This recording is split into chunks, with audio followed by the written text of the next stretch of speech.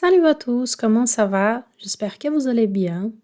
Esse é o 8º episódio da viagem da Paula a Paris. Ouça essa história desde o primeiro episódio para não perder nenhum momento dessa aventura. A transcrição desse episódio vai ser enviada no grupo do WhatsApp. E se você quer aproveitar a viagem da Paula para aprender mais e, quem sabe, se preparar melhor para a sua própria viagem, adquira o Carnet de Voyage de Paula, o material de estudos da temporada. Nele você encontra exercícios, notas culturais e atividades de gramática e vocabulário ligadas aos temas dos episódios. O link para o grupo do WhatsApp e do Carnet de Voyage estão na descrição. Je me lève très tôt, car ma destination aujourd'hui est un peu loin et je ne vais pas perdre une seule minute. Je prends le petit-déj et je file à la station de métro. J'ai deux options, prendre la ligne 12 et puis la ligne N, ou marcher jusqu'à la gare Saint-Lazare et emprunter la ligne N. C'est ce que je vais faire. Il y a des embouteillages ce matin. Les conducteurs de voitures sont très énervés. J'arrive enfin à la gare. Et là, c'est les bazars. Beaucoup de monde devant les portes de l'entrée, des gens tenant des pancartes, des journalistes, des caméras. Qu'est-ce qui se passe? Je demande à la kiosquière devant la gare. C'est la grève. Il n'y a pas de métro aujourd'hui. Punaise, encore un imprévu. Comment je fais pour aller à Versailles? Prenez le bus 42 ici. Cette ligne dessert les châteaux?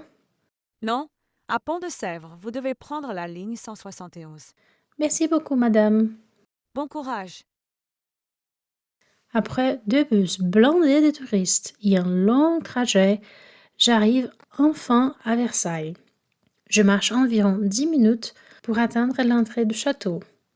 Dès que j'arrive sur la place, je suis éblouie. La façade dorée du palais brille au soleil. Tout est symétrique, majestueux, presque irréel. Le château est immense, plus de 2000 pièces. Il a été construit au XVIIe siècle sous les règnes de Louis XIV, qu'on appelait les rois soleil. Il voulait un lieu grandiose, capable de refléter la puissance et la richesse de la France. Versailles est ainsi devenu un symbole absolu de la monarchie. À l'intérieur, tout scintille. Les murs sont recouverts de marbre multicolores. Les plafonds peints racontent les victoires du roi. Et des cadres dorés entourent les tableaux monumentaux. Les meubles sont en bois sculpté, décorés de bronzes dorés et de soie. Les tapisseries racontent la vie de la cour et les lustres en cristal reflètent la lumière sur les dorures. Je découvre les appartements royaux. Chaque salle a une fonction bien précise. La chambre du roi, la chambre du conseil, les salons décorés de portraits et de miroirs. L'audioguide explique que tout devait être organisé autour du roi, comme si le monarque était le centre de l'univers. La pièce la plus impressionnante est la galerie de glace. C'est une grande salle longue de 73 mètres, avec 357 miroirs qui reflètent la lumière. De l'autre côté, des grandes fenêtres donnent sur les jardins.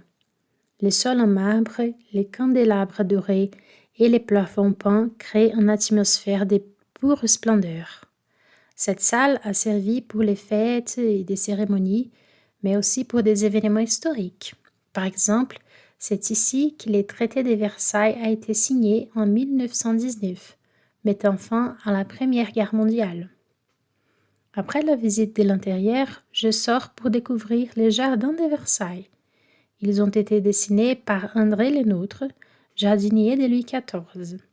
Les jardins couvrent plus de 800 hectares avec des allées droites, des bassins, des fontaines et des statues représentant les dieux de la mythologie.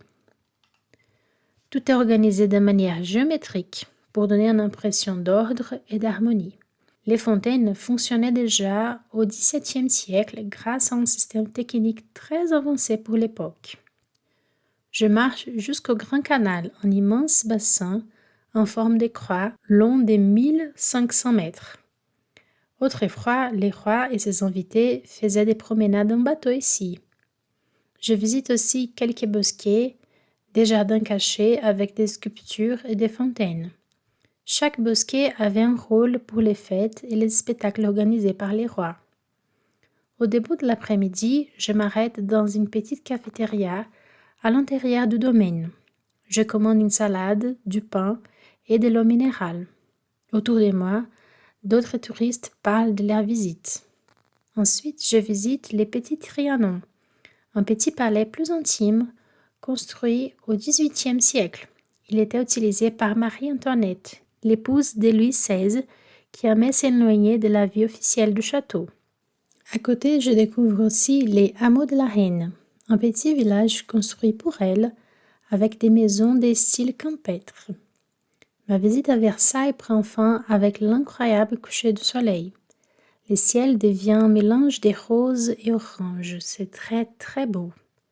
Mais le vent est très fort. Mes joues et mes mains commencent à souffrir un peu. Je retourne à la gare pour rentrer à Paris. Je me sens fatiguée, mais aussi impressionnée. Versailles n'est pas seulement un palais, c'est un résumé de l'histoire de France. La grandeur, la richesse, mais aussi l'excès qui ont conduit à la Révolution. De retour à Paris, je vérifie aussitôt les informations sur les transports. Avec toutes ces grèves, je préfère m'assurer qu'il y aura bien des trains demain. Je ne veux absolument pas rater mon verre de champagne demain.